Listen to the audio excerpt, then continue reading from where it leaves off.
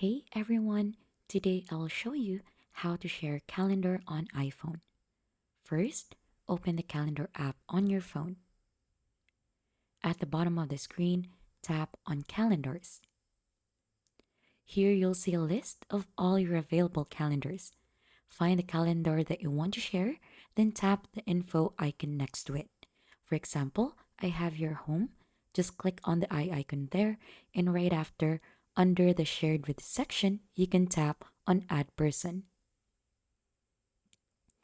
Now you could start typing the email address or the contact of the person that you want to share the calendar with. Once you have entered the person's detail, tap add in the top right corner. That person will receive an invitation to access the calendar. And that is just basically it. Your calendar is now shared with the person you selected. If you found this video helpful, subscribe to the channel and leave a like.